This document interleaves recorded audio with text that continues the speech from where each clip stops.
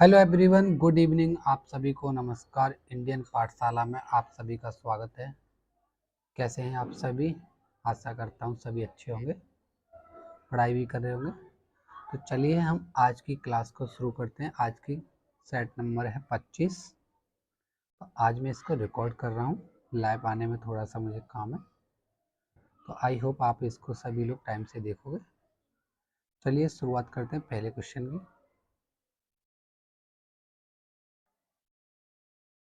पहला क्वेश्चन है, एक नगर की जनसंख्या प्रतिवर्ष 10% की वृद्धि होती है, तो वर्तमान जनसंख्या 20,000 है। तो अगले वर्ष इसकी जनसंख्या कितनी होगी? अब 10% की मतलब क्या है? 1/10, यानी 10 पर 1 बढ़ रहा है। अभी 10 है तो अगले वर्ष कितनी हो जाएगी? 11। तो अभी 10 की वैल्यू कितनी है? 20,000। ठीक है, तो नहीं हम कह सकते हैं कि सीधा सीधा 2000 का गुणा हो रहा है, तो इसमें भी हम 2000 का गुणा कर दें, तो 22,000 हमारी संख्या अगले वर्ष की हो जाएगी। ऑप्शन नंबर आगे पीछे पड़ेंगे, लेकिन ये 22,000 वाला आंसर है। ठीक है, आई होप समझ पाए होंगे, बहुत ही इजी सवाल है। देखिए अगला सवाल, एक संख्या में 40% की वृद्धि होती है, उसके बाद 40% की कमी होती है, तो संख्या में शुद्ध परिवर्तन क्या है परसेंट में? तो एक बार तो वृद्धि हो रही है प्लस का 40, फिर माइनस का 40, माइनस प्लस का माइनस ही रहेगा, 40 इंटू 40/100। हम कह सकते हैं कि 16% की क्या होगी? कमी होगी। यानी ऑप्शन नंबर कौन सा है? बड़ा ध्यान से देखना है इसमें। ऑप्शन नंबर डी हमारा सही आंसर है, 16% की कमी। ठीक है भाई। ए, बी और सी ने 2-3-5 के अनुपात में पूंजी का निवेश किया। निवेश के समय का अनुपात 4-5-6 है। ए, बी, सी, तो 2-3-5, 4-5 और ये 6, 8-15 और ये 30। यानी ये होगा निवेश और ये होगा समय, और ये है इनका लाभ। तो हमसे पूछा भी यही है कि लाभ, तो लाभ क्या होता है? निवेश गुणा दोनों का मल्टीप्लाई कर देंगे, निवेश का और समय का, तो हमें लाभ का रेशियो मिल जाएगा 8-15-30। यानी ऑप्शन नंबर सी हमारा राइट आंसर है। दो प्रकार के चावल जिनका मूल्य 38 और 42 है, को समान मात्रा में मिलाए जाते हैं, तो 45 की दर से बेचने पे, देखो 38 और ये 40 दोनों मिलाए जाएंगे तो कितना होगा? 80 सीपी हो गया। और 2 किलो है तो 45 के हिसाब से 90 के होंगे, तो हम कह सकते हैं कि कितने का लाभ है? 10 का लाभ 80 पर। अगर आप देखोगे तो 1/8 जो वैल्यू बनेगी वो 12.5% की वैल्यू बनेगी। नहीं हम कह पाएंगे ऑप्शन नंबर बी हमारा सही आंसर है ना। चलिए अगला सवाल है, 3 नल पी क्यू आर द्वारा अलग अलग टंकी को भरने में लिए गए समय का अनुपात इतना है, तो कौन सा नल सबसे तेज है? तो ये बहुत इजी सवाल है। जो सबसे तेज है वो क्या है? सबसे कम समय ले रहा है एक, तो एक वाला क्यू नल सबसे तेज है। सबसे कम समय लेगा वही तो सबसे तेज भरेगा। अगला सवाल है, 8,000 का 4% की वार्षिक दर से 2 वर्ष के लिए चक्रवृद्धि। देखो 4% है, टी अगर हमारा 2 वर्ष है और रेट हमारा 4% है, कोई भी रेट है, तो हम क्या करेंगे? सी आई के लिए क्या लगा लेंगे? सक्सेसिव, 4 × 4/100, तो हम कह सकते हैं 8.16। ठीक, तो 8.16% इसका निकालना है हमें। 8,000 का 16, 2 जीरो नीचे, 1 2 1 2, पॉइंट से ये कट जाएगा, तो हम कह सकते हैं 8×6 = 48 का 8, 4, 8 × 8 = 12 का 2, हासिल का 1,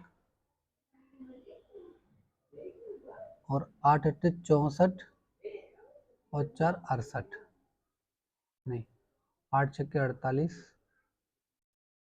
1 8 8 64 और 1 65 होगा भाई पॉइंट। यानी 652। देखो यहाँ पे देखो 625 है, ये नहीं होगा, ये होगा 652.8, यानी पहला ही ऑप्शन है।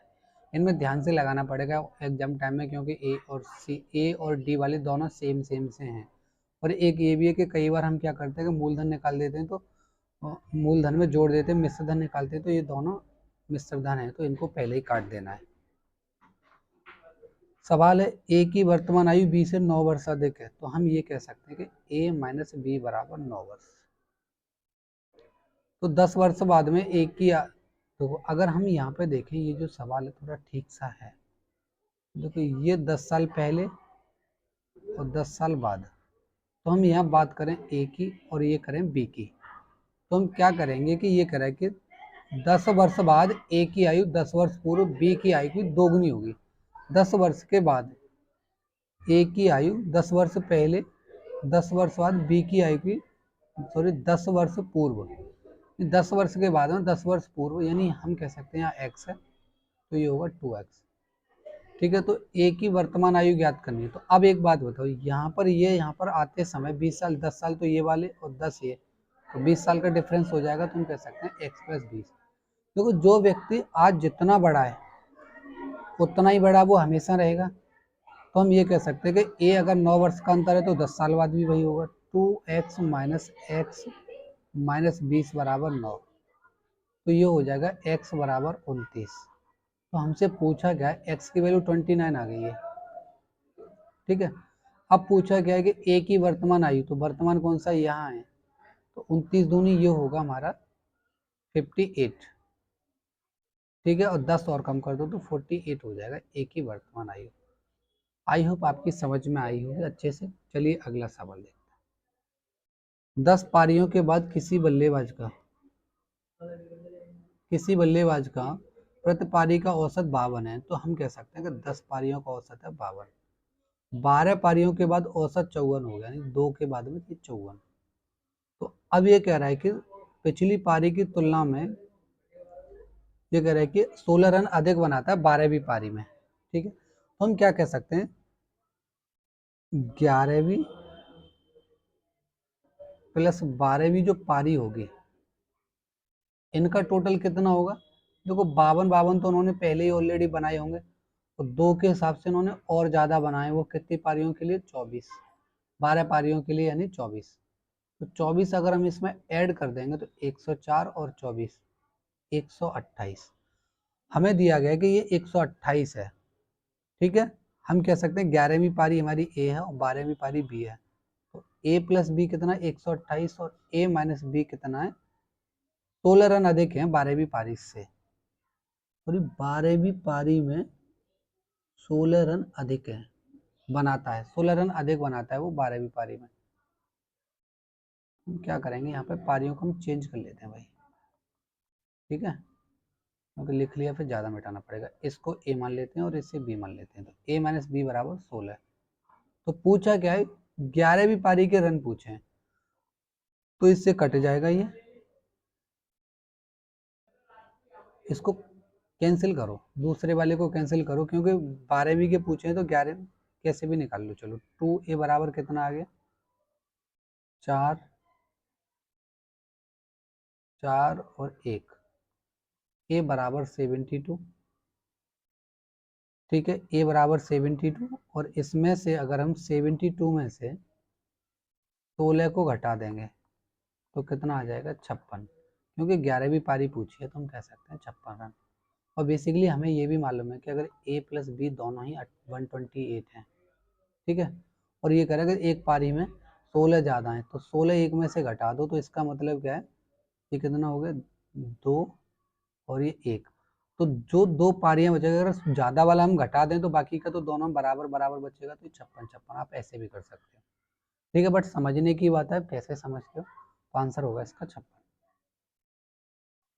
200 मीटर और 300 मीटर लंबाई की 2 रेलगाड़ियां समान दिशा में 100 और 120 की चाल से चल रही हैं। पीछे से आने वाली तेज रेलगाड़ी दूसरी को पूरी तरह से पार करने में कितना समय लेगी। तो ये हो गया 500 मीटर, क्योंकि 200 और 300 दोनों को जोड़ देंगे, दिशा कोई सी भी हो हमें दोनों की लंबाई हमेशा जोड़नी पड़ती है। ठीक है, अब कह रहा है 120 में से 100 घटा दोगे तो कितनी बचेगी सापेक्ष चाल 20। क्यों, क्योंकि पीछे से आ रही है गाड़ी और ये मीटर में है और ये किलोमीटर पर घंटे में है, तो इसको 5/18 का गुणा करेंगे। ठीक है, हाँ, तो 5 से जाएगा, ये देखो 0 से 0 कट गया, 5 दूनी 10 से ये भी 0 कट गया, तो 18 पंजे 90 सेकंड हो गई ये। लेकिन हमारे ऑप्शन पूछे मिनट में ज्ञात करना है, तो हम क्या कह सकते हैं 1.5 मिनट। ठीक है, 90 सेकंड को 1.5 मिनट बोलेंगे, 1.5 मिनट। ठीक है, अगला सवाल, एक वर्गाकार खेत का वर्ग क्षेत्रफल इतना है, इस चाल से व्यक्ति को विकटता पार करने में। देखो ये वर्ग होता है इस तरह से, वर्ग वो है जिसकी भुजाएं सभी समान होती हैं, ठीक, और ये इसका विकर्ण होगा। ए बी सी और ये डी। तो इसका जो विकर्ण होता है वो कितना होगा, वर्ग का विकर्ण ए अंडर रूट टू, यानी क्योंकि अगर इसकी ए भुजाएं तो इसका विकर्ण होगा ए अंडर रूट टू। तो हम क्या करेंगे इसमें कि हमें भुजा निकालनी पड़ेगी, क्योंकि एरिया क्या होता है इसका, एरिया होता है ए स्क्वायर। तो हम रख सकते हैं कि ए स्क्वायर बराबर 24200। तो ए स्क्वायर बराबर हम और क्या लिखेंगे, 2 गुणा 121 इंटू 00। ठीक है, अब हम कह सकते हैं कि ए बराबर ये 11 का वर्ग हो गया, 11 आ जाएगा, और ये 10 हो जाएगा अंडर रूट टू। तो ए बराबर कितना हो गया, 110 रूट टू। ठीक है, अब हम कह रहे हैं इसमें कि विकर्णता पार करना है भाई, कितने विकर्णता पार करना है विकर्ण के थ्रू। तो विकर्ण के थ्रू दूरी कितनी होगी भाई, तो जब 110 रूट टू इंटू टू, ये तो हमारी दूरी हो गई, तो हम कह सकते हैं 220 मीटर की हमारी क्या होगी दूरी। और चाल कितनी है, 4.4। तो समय कितना लगेगा, 220 बट्टे 4.4 किलोमीटर पर आवर है, ऊपर मीटर है, यूनिट आपको फिर से देखना है। तो हम कह सकते हैं 5 और यहाँ पर 18। तो कैसे में होगी, अब सेकंड आ गई, तो पार करने में मिनट फिर पूछ रहा है। चलो हम यहीं पे 60 का 1/60 कर देते हैं, लो ठीक है।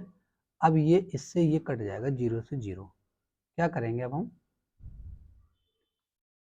देखो ये 22 से 10 बार और 22 से ये 2 बार, और 2 पंजे 10 से एक 0 बनेगा, तो 0 ये गया, और 6 से ये 3 बार गया। ठीक है, 3 मिनट हो जाएगा आपका आंसर, ऑप्शन नंबर ए। ठीक है, आई होप इसको समझ पाएंगे, नहीं तो आप रिपीट करके दोबारा से भी देख सकते हो। ठीक है, अगला सवाल, एक समभुजीय षटकोण की परिधि। तो समभुजीय षटकोण, षटकोण का मतलब क्या होता है, समषटभुज की बात की जा रही है। तो हम इसमें क्या कहेंगे कि इसकी परिधि का मतलब है परिमाप, तो 6a, यानी सभी भुजाएं बराबर है, तो a 72, तो a बराबर 12 सेंटीमीटर। a बराबर 12 है, और एरिया कितना है, √3/4 a स्क्वायर इंटू 6, यानी ये एरिया होता है, यानी समबाहु त्रिभुज का 6 गुना। 6 समबाहु त्रिभुज को अगर बना दोगे तो आप समषटभुज बनेगा। तो आप इसमें रख सकते हो √3/4, और भुजा कितनी आई थी हमारी, 12 इंटू 12 इंटू 6।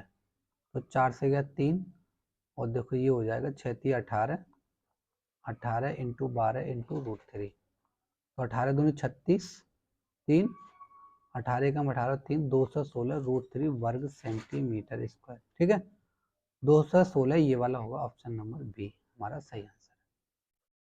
देखो अगर नहीं भी समझ आए तो आप स्लो करके देख लेना, बैक करके देख लेना, आई होप बिल्कुल सही से समझ पाओगे आप। एक चक्रीय चतुर्भुज,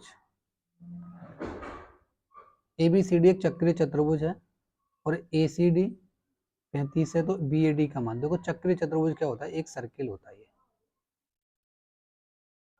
ठीक है, और इस सर्किल में बनने वाला जो चतुर्भुज होता है वो होगा चक्रीय चतुर्भुज, और ये बनेगा व्यास। देखो A और B, देखो इसमें ना 2-3 प्रॉपर्टी होंगे, उनका यूज करेंगे हम। कैसे, वो आकृति जिसकी 4 भुजाएं होती हैं तो चक्रीय चतुर्भुज होगा। ठीक है, ABCD, तो ये व्यास है। अब इसमें कह रहा है कि भाई ACD, देखो ACD ये कितना है, 35 अंश है ये। ठीक है, अब ये कह रहा है कि BAD का मान ज्ञात करना है। BAD ये वाला पूछा, ये वाला पूरा। तो हम क्या करेंगे कि हमें एक प्रॉपर्टी मालूम होनी चाहिए, समकोण में बना कोण, अर्धवृत्त में बना त्रिभुज समकोण त्रिभुज होता है। तो यहाँ पे समकोण के लिए 90 हो जाएगा, और ये 30, 90 और 35 हम एक बार जोड़ देंगे तो 125 होगा। ये वाला पूरा एंगल होगा 125, और चक्रीय चतुर्भुज की प्रॉपर्टी होती है उसके सम्मुख कोणों का योग 180 अंश होता है। ए और सी हमारे कितने 180 अंश हैं। तो हम क्या करेंगे, इसकी जगह सी की जगह रख देंगे 125 बराबर 180, और ए प्लस, तो ए बराबर कितना होगा 55। ठीक है, बी की इसकी वैल्यू कितनी आ जाएगी 55। अगला सवाल है, बहुलक इसका ज्ञात करना है, माध्य का ज्ञात करनी है, और माध्य ज्ञात करना है। तो देखो माध्य का जब हमें ज्ञात करनी है तो हम इसको ना क्रम में लगा लेते हैं। तो क्रम कौन सा होगा, आरोही। तो देखो पहले 1 2 3 4, 4 दोबारा ये 4, बाद में 6 8 9 11 12, और कोई बचा नहीं बचा। एक बार चेक कर लेता हूँ, 1 2 3 4 5 6 7 8 9 10, 1 2 3 4 5 6 7 8 9 10, 10 है। तो हम कह सकते हैं कि n बराबर 10। तो इसकी जो माध्यिका होगी, माध्यिका क्या होगी, n/2वां पद प्लस n/2 प्लस 1 वां पद बट्टे 2। तो हम क्या कह सकते हैं कि n/2, n की वैल्यू 10 है, तो ये कितना हो जाएगा, 5वां पद प्लस 6वां पद बट्टे 2। तो कितना है, 5वां कितना है, 1 2 3 4, 4 और 5, तो ये हो जाएगा 4 प्लस 4 बट्टे 2, यानी हम कह सकते हैं कि माध्यिका इसकी 4 ही होगी। और बहुलक ये 4 भी, 2 बहुलक भी 4 ही होगा, तो हम कह सकते हैं 4 4 गुणा 4 प्लस माध्य कितना है, तो 1 और 2 3 और 3 6 और 4 10 और 4 14 और 4 6 20 और 8 28 और 20 48 और 12 60, यानी 60 हमारा, 60 में अगर हम 10 से भाग दे देंगे तो हमारा जो माध्य आ जाएगा वो 6 होगा। तो 6 यहाँ जोड़ देंगे तो 16 प्लस 6, गलत हो गया कहीं, 4 चौके 16, माध्य का कितनी आ रही है हमारी, 5वां पद 1 2 3 4, 5वां, तो ये 6 और 4 10 हो गया, 4 और ये 6, तो ये हो जाएगा हमारा 5 आ जाएगा। तो हम यहाँ पे 5 करेंगे भाई, थोड़ा सा मिस्टेक हो गया था। देखो 5वां पद ये है और ये 6वां है, तो 5वां कितना होगा, ये 4 हो जाएगा 5वां, और एक 6 हो जाएगा 6वां। तो इनका अगर माध्यिका निकालेंगे तो 5 आएगी। तो 5, देखो बहुलक तो 4 है और यहाँ माध्यिका 5 है, तो कितना होगा ये 20 प्लस 6 यानी 26। ये हमारा इसका सही आंसर है।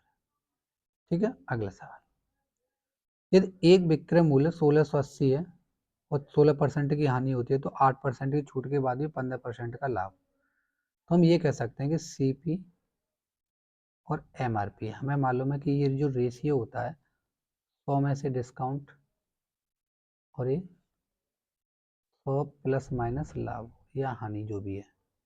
ठीक है, तो डिस्काउंट कितना है हमारा 8, तो 100 में से 8 घटाएंगे तो 92, और 100 में ये अगर प्लस करेंगे 15, तो 192 और 115 का रेशियो बनेगा। तो हम कहते हैं 23 चौके 92, 23 पंजे। अगर क्रय मूल्य हमारा 4 है तो एमआरपी हमारा कितना होना चाहिए, 5, तभी हमें लाभ होगा 15%। अब यहाँ देख लेते हैं कि जो 1680 है और इसमें बेचने पर 16% की हानि है, तो हम कह सकते हैं कि 84% की वैल्यू, तो क्रय मूल्य हमें यहाँ से मिल जाएगा 21 से 4 और 21 से 8, ठीक, और 4 से गए 20, तो हम कह सकते हैं कि क्रय मूल्य हमारा 2000 है। कितना है, 2000, तो 4 की वैल्यू होगी 2000, तो कितना 500 गुना हो रहा है, तो हम सीधा सीधा 500 गुना कर देंगे तो 2500। हमारा option number C right answer है। ठीक है, अगला सवाल देखो, देखो 3x² x minus 2 10 square x बराबर 6। तो हमारी एक प्रॉपर्टी होती है जो लिख देते हूँ मैं, सेक स्क्वायर x माइनस का 10 स्क्वायर x बराबर 1 होता है। तो हम इस 10 को उधर ले जाएंगे तो सेक स्क्वायर बराबर लिख सकते हैं 1 प्लस 10 स्क्वायर। तो यहाँ पे जो सेक स्क्वायर है उसकी जगह लिख देंगे 1 plus 10 square x minus 2 10 square x बराबर 6। यहाँ एक्स स्क्वायर नहीं, सिर्फ एक्स की वैल्यू पूछी है। 3 प्लस 3 10 स्क्वायर एक्स माइनस का 2 10 स्क्वायर एक्स बराबर 6। तो और ये हो जाएगा हमारा 3 प्लस 3 में से 2 जाएगा तो 10 स्क्वायर एक्स बराबर 6। तो 10 स्क्वायर एक्स बराबर, ये 3 इधर जाके माइनस होगा तो 3 बचेगा। तो हम कह सकते हैं कि 10x की वैल्यू ये हो जाएगी √3, जो होती है थीटा में x की वैल्यू 60 डिग्री की वैल्यू होती है 10 में। तो आई होप ये आपकी समझ में आया होगा, x की वैल्यू कितनी होगी 60। तो अगर आपको लगता है कि इसमें किसी भी क्वेश्चन में डाउट है, कोई भी दिक्कत है समझने में, तो आप मुझे कमेंट कर देंगे, मैं अगली क्लास में इनको ज़रूर समझाऊंगा। और लेकिन इसको पूरा क्लास को देखें ज़रूर। ठीक है, मिलते हैं मंडे को शाम को 8 बजे। Thank you so much.